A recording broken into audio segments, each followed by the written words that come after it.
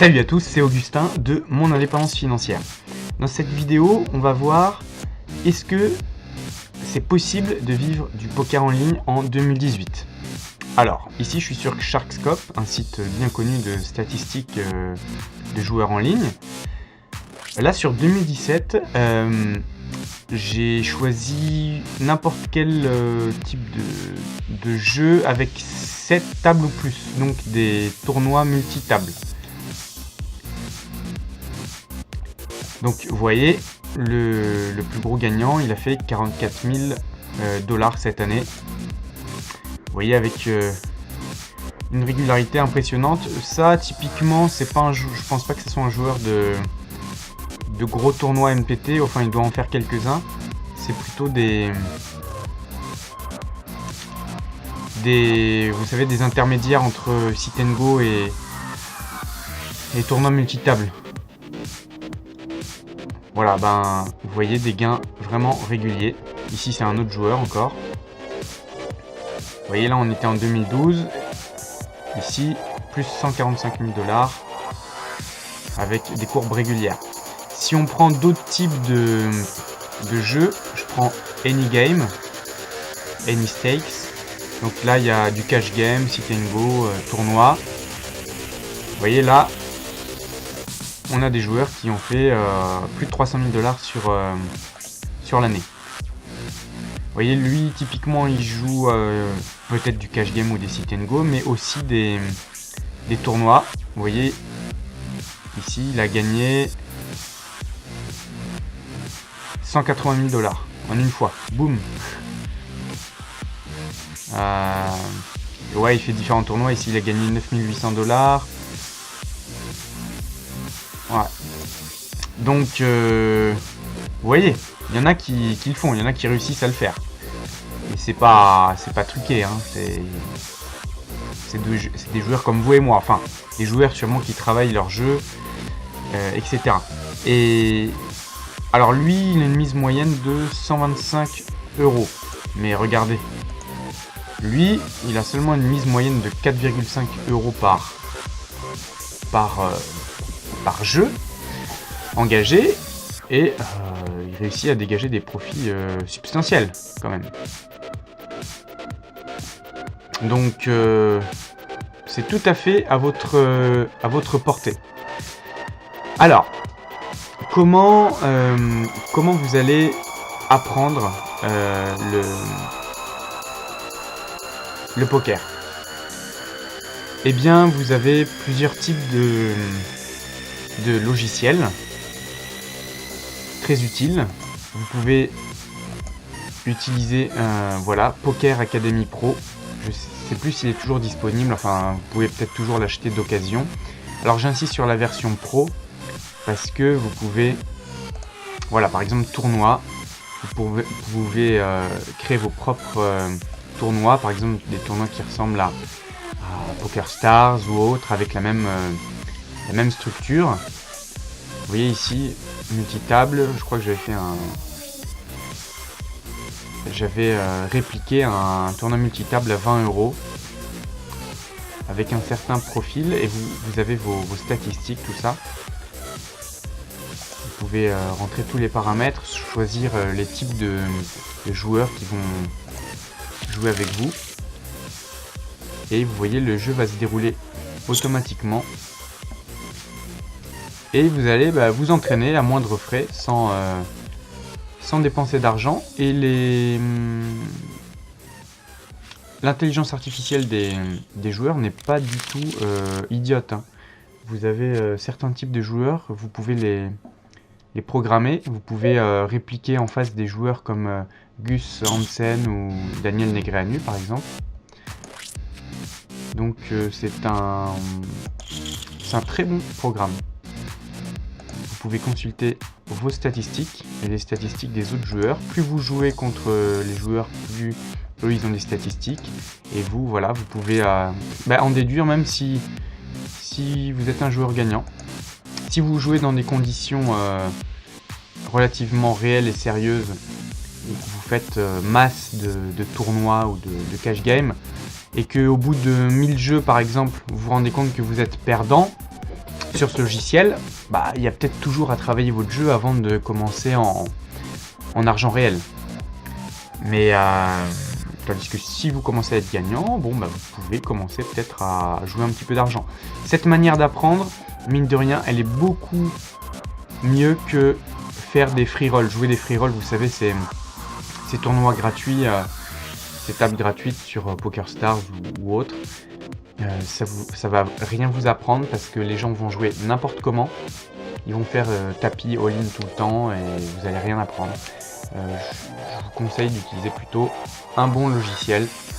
Voilà, qu'est-ce que vous avez d'autre? Vous avez aussi pour les sit and go. Les sit and go, en fait, c'est des sortes de tournois à une table.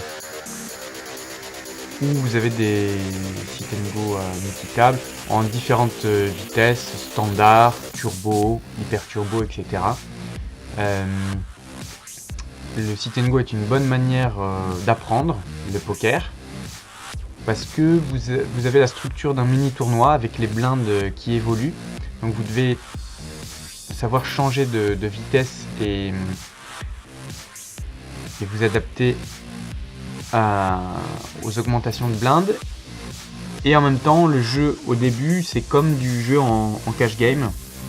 Donc c'est une très bonne manière d'apprendre pour jouer plus tard peut-être des tournois.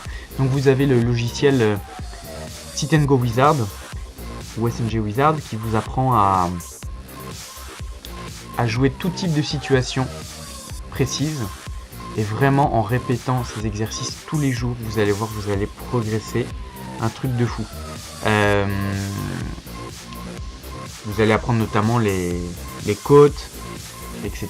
Vous allez avoir les calculs de chances de gagner quand vous avez As-Roi par exemple contre un certain nombre de joueurs, etc.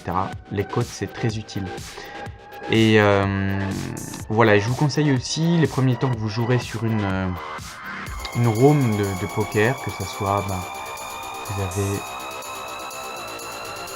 tout un tas de rooms en France. Je vous laisse regarder sur internet. Les plus grosses, c'est PokerStars et Winamax pour l'instant.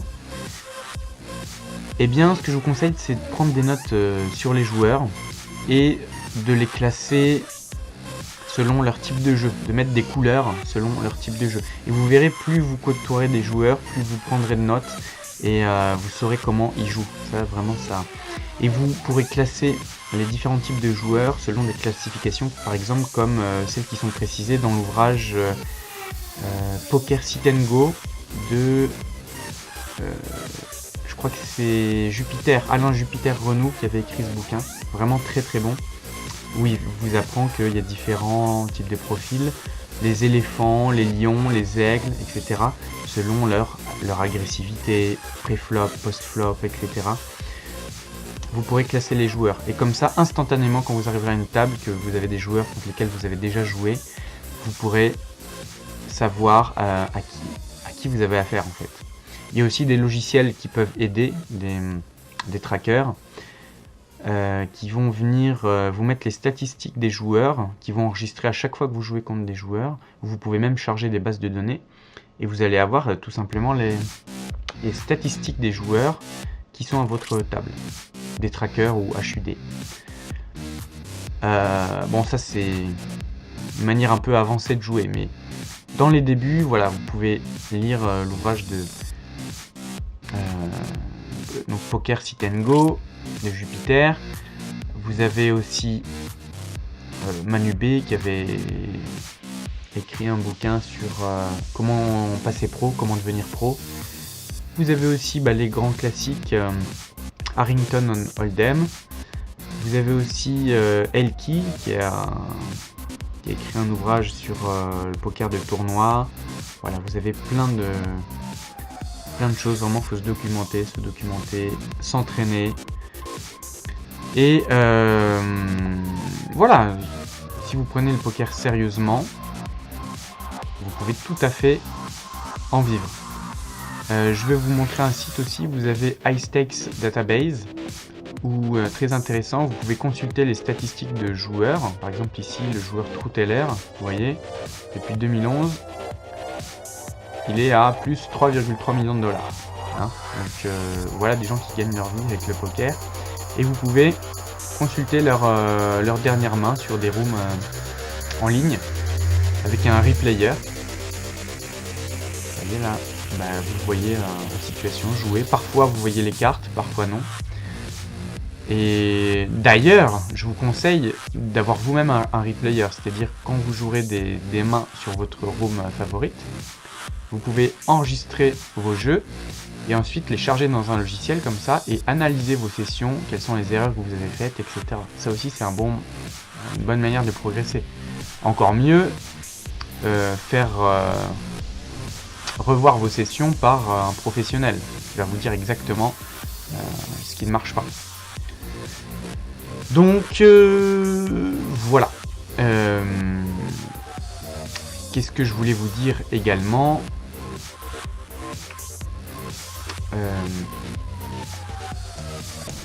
Oui, je voulais vous dire que le poker, ça s'aborde un peu comme les marchés financiers ou la bourse. Vous allez peut-être sourire en entendant ça, mais c'est vrai. Et beaucoup de traders d'ailleurs jouent au poker, et inversement. Il y a beaucoup de similarités, parce qu'il y a une façon d'approcher les choses, notamment la gestion de la bankroll, la gestion de votre capital, la gestion des risques, etc. Un joueur professionnel de poker, par exemple, moi je connais surtout les tournois multitables, un joueur pro va avoir une profondeur en fait de bankroll qui fait que il ne jouera pas à un niveau plus élevé que, on va dire, allez, 150, faut qu'il ait 150 buy-in dans sa bankroll. C'est-à-dire que chaque fois qu'il s'engagera dans un tournoi, ça ne lui coûtera que 1/150e de sa bankroll. Pourquoi ? Parce que ça permettra d'encaisser la variance. La variance, c'est typiquement les cycles statistiques, non pas de chance et de malchance, mais vous pouvez très bien, quand vous jouez des tournois, vous pouvez perdre ou ne rien gagner pendant 100 tournois de suite. Ça peut arriver. Et tout d'un coup, boum, vous pouvez gagner un tournoi, voilà, 180 000 $. Vous voyez ? Mais il faut pouvoir encaisser la variance quand vous êtes sur le court terme. Il faut que vous puissiez voir venir sans que ça vous stresse. Il faut que vous puissiez voir venir de la même façon que sur les marchés financiers. Vous n'allez investir que 2 à 3% de votre capital dans chaque trade ou 20% tout trade cumulé. C'est exactement la même chose en poker. Si vous ne voulez pas vous retrouver broke très vite, il faut avoir cette approche. Voilà, ça fait partie des petits conseils que je donnerai si vous voulez vraiment aborder sérieusement le poker. J'avais fait des formations dans le passé sur comment jouer un tournoi, comment jouer un sit and go. Je vais essayer de vous les retrouver et de vous les mettre éventuellement en lien. Mais voilà, si vous êtes intéressé par ça, n'hésitez pas à me le dire dans les commentaires. Et je vous dis à bientôt pour une nouvelle vidéo.